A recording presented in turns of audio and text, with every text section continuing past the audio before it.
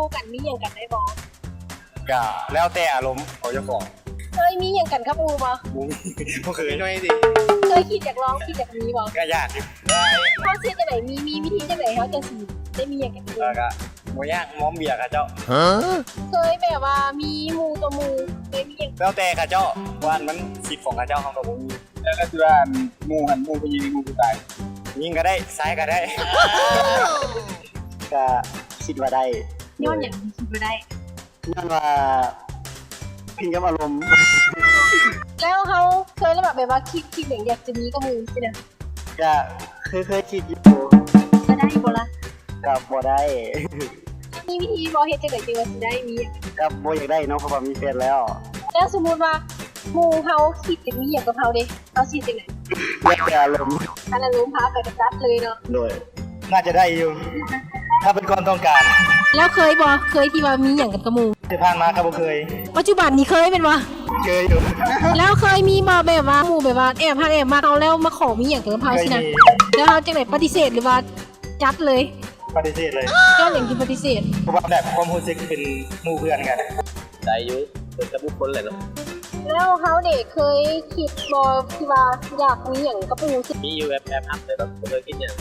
เออจ้า กินน้อยบ่กินน้อย แล้วถ้าสมมุติว่าหมู่มาคิดแบบอยากมีอย่างกับเขาได้เขาสิจังได๋ จัดไป จัดไปจวดลูกเหลือง คิดว่าจะได้เนาะ มั่นใจ โดยมั่นใจ แล้วเอาเคยมีอย่างกันกับหมู่แล้วอ่ะ อาจจะเคยมีแล้วมาก่อนแล้ว ผู้คิดจังได๋หมู่นี่ หมู่ก็เคยเล่นนำกันสนิทสนมกัน ไปกันไปนำกันมักกวน คิดว่าน่าจะได้ ย้อนอย่างที่ว่าน่าจะได้ ที่ก็เล่นได้ความรู้สึก อารมณ์พาไปกันเป็นได้เป็นบ่ น่าจะเมน แล้วเคยมีอย่างกันกับหมู่แล้วอ่ะ ก็บ่เคยเลยเพื่อน แล้วอยากเคยบ่ ก็อยากอยู่ แล้วสมมุติว่าหมู่ของเรามาขอมีอย่างกันกับเขาสิมีได้บ่ มีเลยอันนี้เดี๋ยวแล้วแต่บุคคล ได้ที่บุคคลอีกละแล้วเขาเด็กเคยคิดจะมีอย่างกับหมู่บ่ ก็มีส่วน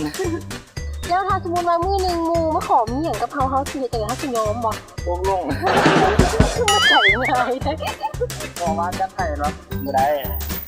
หมู่มาขอมีอย่างกับเขาเคยปฏิเสธบ่หรือว่าตกลง เค เลย ยเคยเลย แล้วบ่คิดอยากลองบ่คิดจะเคยได้บ่ โอ้แมน ถ้าสมมุติว่ามีมื้อหนึงหมู่มาขอมีอย่างกับเขาสิจังได๋ ปฏิเสธแต่ ก็ได้ ย้อนอย่างคิดว่าสิได้ แค่ผ่านกระจอเด้อนะ เคยมีอย่างกันกับหมู่บ่ ก็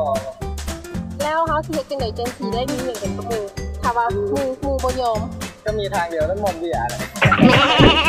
น่าจะได้ ก็จังได๋จึงว่าได้ เพราะว่าเขาเห็นขุนคู่ไปที่นะก็ว่ามู่กับมันมีไล่แป๊ดที่นะ เคยบอกแบบว่าหมู่มาขอมีอย่างกันกับเขา ก็เคย ก็มีเวลาเบียร์บอส เคยมีแล้วมันบอกแบบนี้ ก็มาเกลือเสร็จ เคยมีบอกแบบว่าหมู่เฮาหมู่ตะหมู่ที่แบบว่าคิดอยากมีอย่างกับเขา ก็มีบางบุคคล